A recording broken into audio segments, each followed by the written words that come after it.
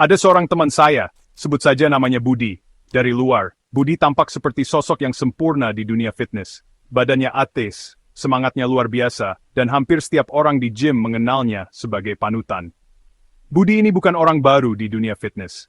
Ia sudah lama menekuni gaya hidup sehat dan disiplin berolahraga. Dia sudah bertahun-tahun angkat beban, membangun kekuatan dan ototnya dengan penuh dedikasi. Setiap gerakan, setiap repetisi dilakukan dengan penuh keyakinan. Bayangkan dia berlatih 6 kali seminggu, hampir tanpa jeda. Jadwalnya padat, dan dia jarang sekali melewatkan sesi latihan. Setiap hari adalah sesi full body workout. Tidak ada bagian tubuh yang luput dari latihannya. Mulai dari kaki, punggung, dada, hingga lengan, semua digempur habis-habisan. Dia percaya, semakin keras dia mendorong tubuhnya, semakin kuat dia. Awalnya semua berjalan lancar. Ototnya terbentuk, kekuatannya meningkat. Setiap kali bercermin, ia merasa bangga dengan hasil kerjanya. Tapi setelah beberapa bulan, sesuatu yang aneh mulai terjadi. Tubuhnya mulai memberi sinyal-sinyal yang tidak biasa. Dia tidak lagi merasa sekuat dulu. Setiap kali mencoba mengangkat beban, tenaganya terasa berkurang. Berat beban yang biasa dia angkat terasa lebih berat. Bahkan, kadang-kadang tangannya gemetar saat memegang barbel. Setiap sesi latihan terasa seperti siksaan. Bukan lagi sumber kebahagiaan, tapi berubah menjadi beban yang berat. Dia pikir ini hanya kelelahan biasa, mungkin kurang tidur, atau stres kerja pikirnya. Jadi, dia berlatih lebih keras lagi. Ia yakin, dengan menambah intensitas, tubuhnya akan kembali seperti semula. Tapi justru kondisinya semakin memburuk. Dia mulai merasa lelah sepanjang hari. Bahkan saat tidak di gym, tubuhnya terasa berat dan sulit untuk bergerak. Energi yang dulu meluap-luap kini hilang. Gairah seksualnya menurun drastis. Ia juga mulai kehilangan motivasi untuk melakukan hal-hal yang dulu ia sukai. Akhirnya, dia periksa ke dokter dan melakukan tes darah. Ia ingin tahu apa yang sebenarnya terjadi pada tubuhnya. Hasilnya mengejutkan, level testosteronnya anjlok. Hormon yang selama ini jadi kunci vitalitas dan kekuatan pria, justru turun drastis. Dia didiagnosis mengalami overtraining syndrome. Tubuhnya tidak diberi waktu cukup untuk pulih, sehingga justru mengalami kerusakan. Kisah Budi ini adalah kenyataan pahit yang dialami banyak pria. Mereka terlalu fokus pada latihan, lupa pentingnya istirahat dan pemulihan. Mereka terjebak dalam mitos bahwa latihan tanpa henti adalah kunci menuju kejantanan. Padahal tubuh juga punya batas. Kisah ini adalah pembuka mata bahwa niat baik dan kerja keras, jika dilakukan dengan cara yang salah, bisa menjadi bumerang. Ingat, keseimbangan antara latihan, istirahat, dan industri ultra kunststofan bevan bangsit dan kuat. Sekarang, mari kita bedah mitosnya. Banyak orang percaya bahwa semakin sering dan semakin keras kita berlatih, maka hasilnya akan semakin maksimal. Tapi apakah benar seperti itu? Apakah tubuh kita memang didesain untuk terus-menerus dipaksa tanpa henti? Mitosnya berbunyi, semakin sering kamu berlatih, semakin besar ototmu. Kedengarannya logis, bukan? Banyak yang berpikir, kalau saya latihan 2 kali lipat, hasilnya pasti 2 kali lipat juga. Tapi untuk hormon dan biologi tubuh, ceritanya tidak sesederhana itu. Tubuh kita punya batas, dan setiap sistem di dalamnya bekerja dengan ritme dan aturan sendiri. Tubuh kita adalah sistem biologis yang butuh keseimbangan. Latihan memang penting, tapi pemulihan dan istirahat juga sama pentingnya. Mitos ini menargetkan ego pria. Mereka berlatih sampai mual, mengabaikan rasa sakit. Banyak yang merasa bangga jika bisa latihan tanpa henti, padahal itu justru berbahaya. Kenyataannya, latihan yang terlalu sering dan berat tanpa jeda cukup justru menurunkan testosteron.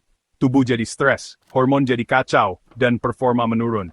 Anda tidak akan menjadi lebih kuat, Anda akan menjadi lebih lemah. Otot tidak sempat pulih, energi habis, dan motivasi pun bisa hilang. Ini bukan lagi soal membangun tubuh, ini sudah masuk ke ranah merusak tubuh. Cedera, kelelahan kronis, bahkan masalah mental bisa muncul. Inilah yang disebut sindrom overtraining. Tubuh tidak diberi waktu untuk pulih, akhirnya malah hancur perlahan. Tujuan kita adalah membongkar mitos ini. Kita ingin kamu paham bahwa latihan efektif bukan soal seberapa sering, tapi seberapa cerdas kamu melakukannya. Dalam konteks latihan dan hormon, kualitas lebih penting daripada kuantitas. Latihan yang terencana, teknik yang benar, dan waktu istirahat yang cukup adalah kunci. Otot tumbuh saat Anda tidur dan beristirahat. Proses pemulihan inilah yang membuat tubuh semakin kuat dan siap menghadapi latihan berikutnya. Memahami fakta ini adalah langkah pertama untuk berlatih dengan cerdas. Ingat, tubuhmu butuh waktu untuk berkembang. Jangan terjebak mitos, utamakan keseimbangan dan pemulihan agar hasil latihanmu benar-benar maksimal. Untuk memahami mengapa overtraining itu berbahaya, kita perlu melihat lebih dalam tentang bagaimana tubuh kita merespons stres, terutama dalam konteks latihan fisik. Stres bukan selalu hal buruk. Faktanya, stres adalah bagian alami dari proses adaptasi tubuh. Kita harus mengerti konsep stres agar bisa memanfaatkannya dengan benar. Ada yang namanya stres baik, atau eustress. Ini adalah stres yang memotivasi kita, membuat kita berkembang, dan mendorong tubuh untuk menjadi lebih kuat. Latihan beban adalah contoh nyata dari eustress. Saat kita mengangkat beban, otot kita mengalami tekanan yang sehat. Tubuh merespons stres ini dengan memperbaiki kerusakan mikro pada otot dan membuatnya lebih kuat dari sebelumnya. Inilah proses adaptasi yang diinginkan setiap atlet. Proses adaptasi inilah yang kita cari dalam latihan. Dengan stres yang cukup dan waktu pemulihan yang tepat, tubuh akan terus berkembang. Namun, masalah besar muncul ketika stres ini tidak lagi bersifat sementara, melainkan terus-menerus menumpuk tanpa henti. Ketika Anda berlatih setiap hari tanpa jeda, tubuh tidak punya waktu untuk memperbaiki diri. Stres yang tadinya sehat, berubah menjadi beban berat. Anda tidak memberi tubuh kesempatan untuk pulih, sehingga sistem tubuh mulai kewalahan dan kehilangan keseimbangan. Stres yang tadinya baik berubah menjadi stres kronis, atau distress. Ini adalah kondisi di mana tubuh mulai mengalami kerusakan, bukan pertumbuhan. Tubuh Anda tidak lagi melihat latihan sebagai tantangan yang membangun, melainkan sebagai ancaman yang harus dilawan. Respon tubuh pun berubah total. Alih-alih memperbaiki diri, tubuh justru mulai menahan energi dan memperlambat pemulihan.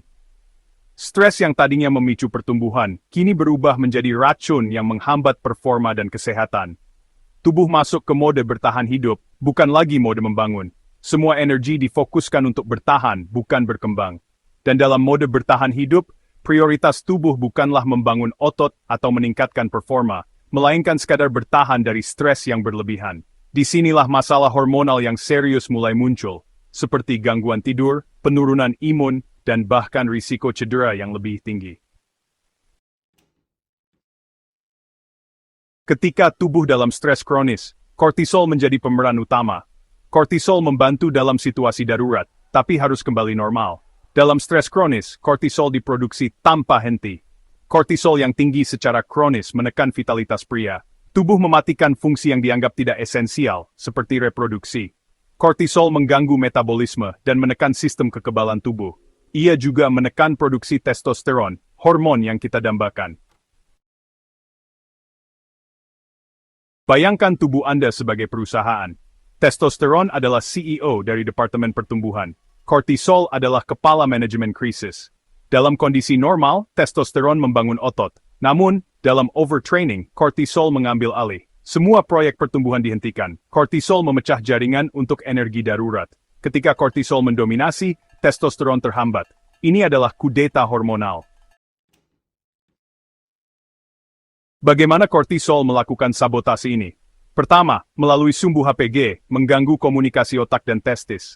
Kortisol menekan pelepasan GnRH dan LH, mengurangi produksi testosteron. Kedua, kortisol bekerja langsung di testis, menghambat enzim sintesis testosteron. Ketiga, pencurian pregnenolon, bahan baku hormon, dialihkan untuk membuat kortisol. Ini menyisakan sedikit bahan baku untuk testosteron.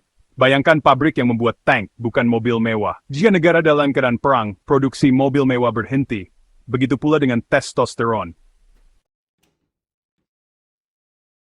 Dampaknya dalam kehidupan sehari-hari sangat nyata. Ketika kortisol menekan testosteron, kualitas hidup menurun. Gejala pertama adalah kelelahan kronis. Energi terkuras habis untuk aktivitas normal. Gejala kedua adalah penurunan libido. Testosteron adalah penggerak utama hasrat seksual. Level rendah menyebabkan disfungsi ereksi. Testosteron juga mempengaruhi suasana hati dan fungsi kognitif. Pria dengan testosteron rendah merasa mudah tersinggung dan depresi. Mais fréquent of bimong sedbin the fury advanced. Mengalami sindrom overtraining bukanlah tanda lemah. Kondisi ini menimpa orang-orang berdedikasi. Mereka korban dari etos kerja yang salah. Tubuh manusia bukanlah mesin linear. Tubuh adalah sistem biologis yang diatur oleh keseimbangan. Memahami hubungan antara latihan, istirahat, kortisol dan testosteron adalah kunci. Ini adalah sains, bukan opini. Banyak pria terjebak dalam siklus salah.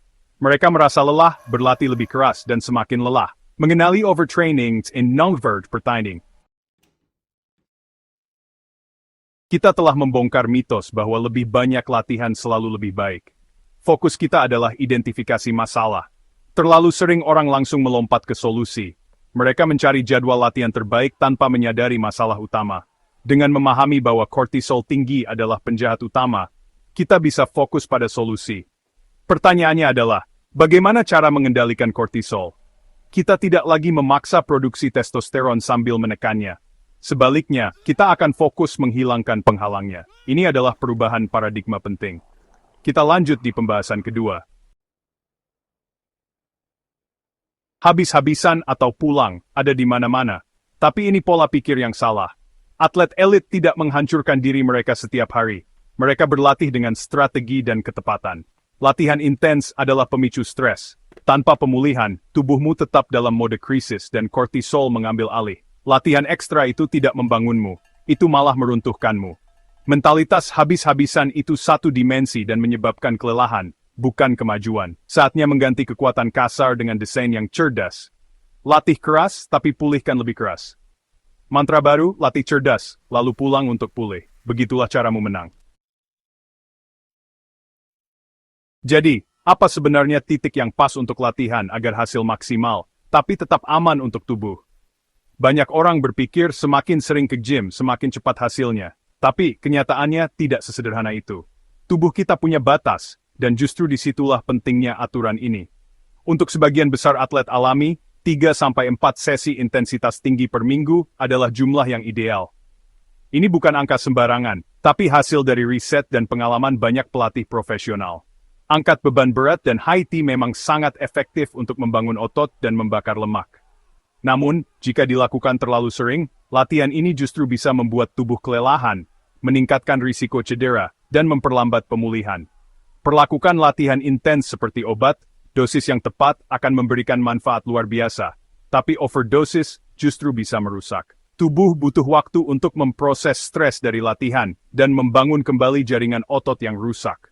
Sisa minggu itu digunakan untuk pemulihan aktif dan pasif. Inilah saat tubuhmu benar-benar tumbuh, memperbaiki diri, dan memproduksi hormon penting seperti testosteron yang mendukung perkembangan otot. Ritme ini, stres dari latihan, lalu fase adaptasi dan pemulihan, adalah kunci untuk mendorong kemajuan nyata dan berkelanjutan dalam jangka panjang. Mungkin di awal terasa seperti kamu kurang berusaha, atau bahkan malas, tapi sebenarnya ini adalah strategi cerdas yang digunakan para atlet profesional. Ingat, otot tidak tumbuh saat kamu sedang mengangkat beban di gym, melainkan saat kamu beristirahat dan tidur dengan cukup. Hormati aturan 3-4 hari latihan intens per minggu, dan kamu akan melihat peningkatan performa, kekuatan, dan bentuk tubuh secara konsisten tanpa harus khawatir cedera atau kelelahan. Ini adalah fondasi kesuksesan jangka panjang dalam dunia kebugaran. Dengan fondasi yang kuat, kamu bisa terus berkembang tanpa harus mundur karena overtraining. Jadi, latihlah tubuhmu dengan cerdas, pulihkan lebih cerdas, dan nikmati prosesnya. Disiplin pada aturan ini akan membawamu pada hasil yang luar biasa. Hari istirahat bukan berarti jadi pemalas. Pemulihan aktif seperti berjalan kaki, bersepeda ringan, atau peregangan meningkatkan aliran darah dan mempercepat penyembuhan. Istirahat pasif memperlambat pemulihan dan membuatmu tetap pegal. Pemulihan aktif membantu tubuhmu membuang limbah dan memperbaiki diri lebih cepat. Kamu akan pulih lebih cepat, merasa tidak terlalu kaku, dan siap untuk latihan berikutnya. Manfaatkan hari liburmu. Tensupis, outspirit, pasmet. Bagian terakhir, magnesium glycinate sebelum tidur. Tidak semua magnesium sama, bentuk ini sangat mudah diserap dan menenangkan. Ambil 400-500 mg 30-60 menit sebelum tidur.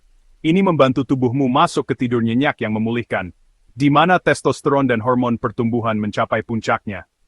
Tidur yang lebih baik berarti pemulihan yang lebih baik dan lebih banyak energi. Ini adalah kebiasaan malam yang sederhana dan kuat. Perubahan kecil, hasing. Ini sainsnya. Magnesium menenangkan sistem sarafmu dengan memblokir sinyal stres dan meningkatkan GABA, REM alami otakmu. Ini membantumu rileks dan jatuh ke tidur nyenyak, di mana sebagian besar testosteron diproduksi. Tidur yang buruk berarti testosteron rendah, titik. Magnesium juga menurunkan kortisol di malam hari, membiarkan tubuhmu pulih dan membangun kembali. Ini bukan sihir, ini biologi. Saraf lebih tenang, tidur lebih nyenyak, stres lebih rendah, testosteron lebih tinggi. Itulah reaksi berantai yang kamu inginkan. Minum magnesium, tidur lebih baik, dan lihat perkembanganmu berlipat ganda. Ini adalah peningkatan termudah yang bisa kamu lakukan. Pemulihan cerdas dimulai di sini.